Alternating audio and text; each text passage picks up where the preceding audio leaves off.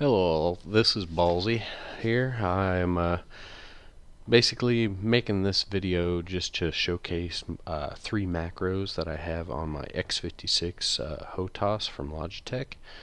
It's a startup sequence, and then after I take off from the FARP, I'm going to go over to this NASCAR oval, shoot at some targets, and hopefully take some damage, just enough so I can limp back to the FARP and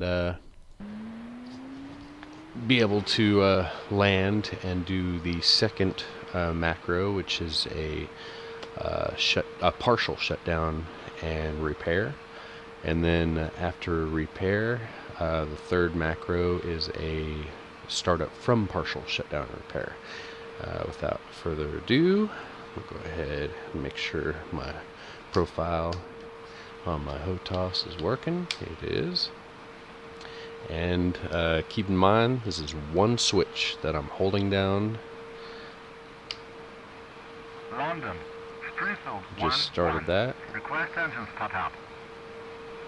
And it starts up the electrical, sets up comms, requests startup, gets confirmation, brings up the rearm window, and I can leave this on the rearm window as long as I want, as long as I'm holding down this one switch.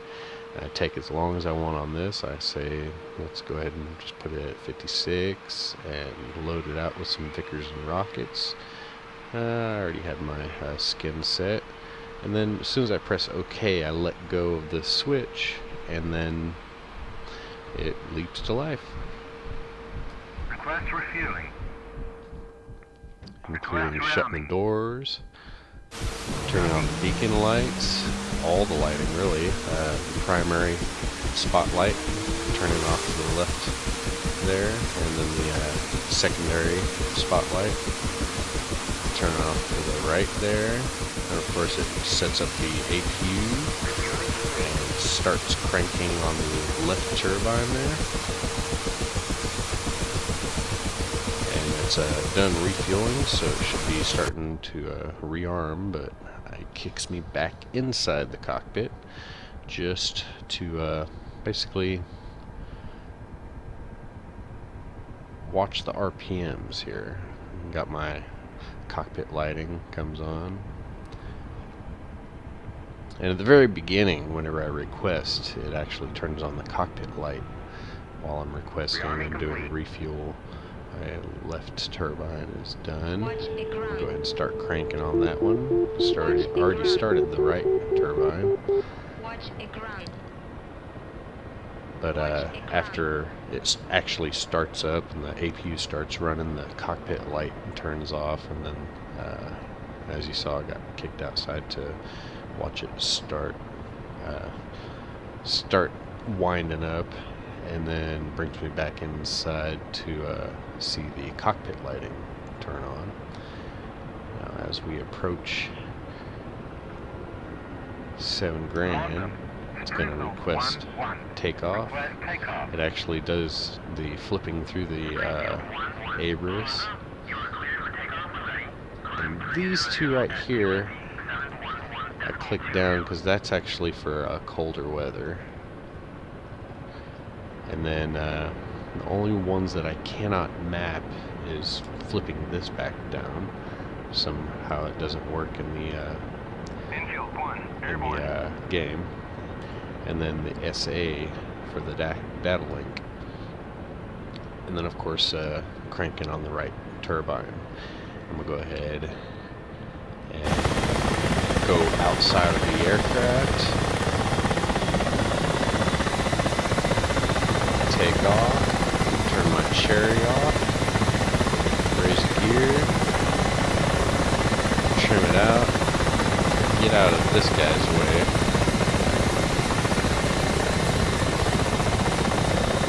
Because for some reason my computer don't like being around others.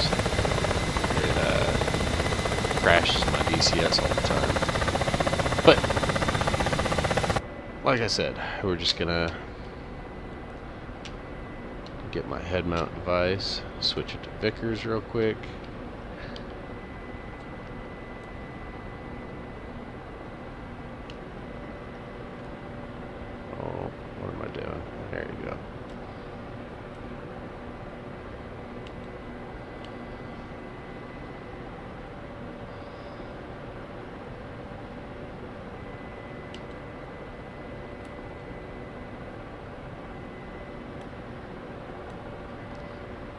those enemies. Oh, there they are. And just for the hell of it, I'm just gonna go ahead and turn my laser on and fire one off here before I get too close.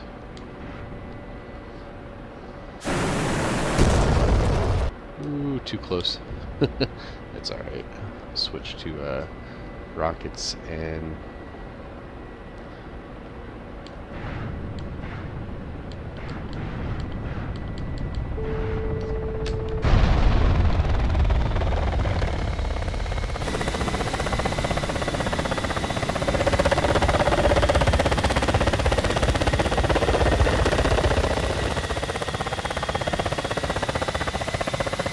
okay, so all I'm really trying to do is get shot a few times just so I can... There you go, that's good enough. Go ahead and head off back to the park. That's all I really want to do. Let's go ahead and speed this up a little bit.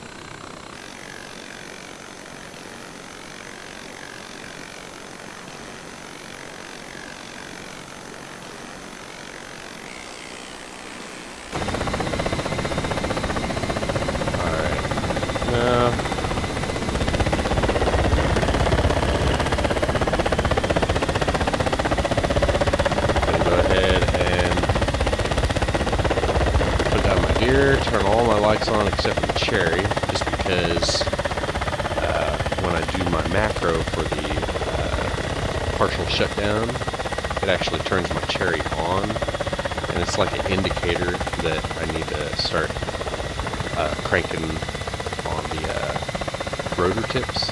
Like say I could set it just about right here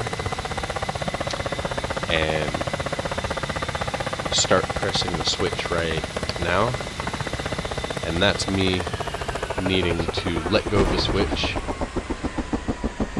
pull back both of my thrusters, and then start cranking on the rotor tips.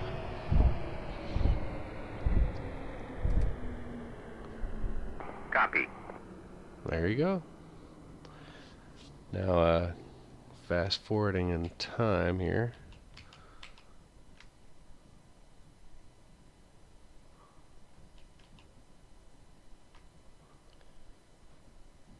"90 seconds, 80, 70, 60, 50, 40, 30, 20, and... Alright, we got 10 seconds.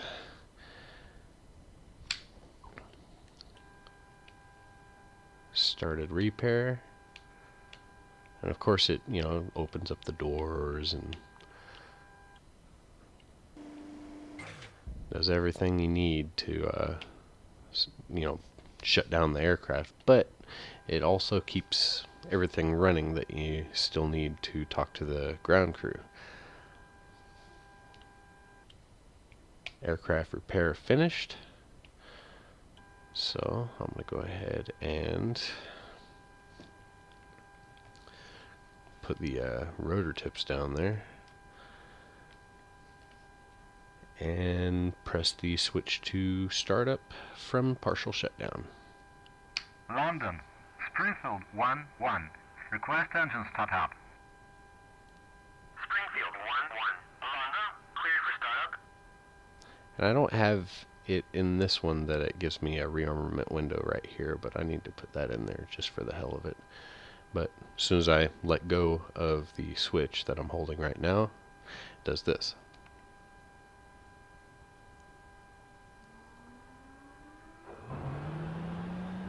Basically the rest of the startup from the partial shutdown. Shuts the doors.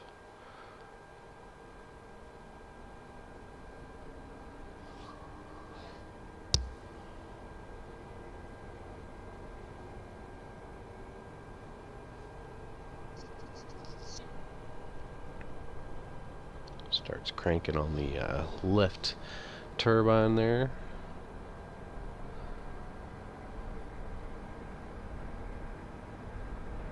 And at about, let's say 55,000 RPM. London. It switches Springfield over 1-1. and starts up the Request takeoff. right turbine. Springfield 1-1. You can see the cutoff valve there go. Climb 300 at QSE 711.22. Oh, start cranking on the left turbine. Watch it grind.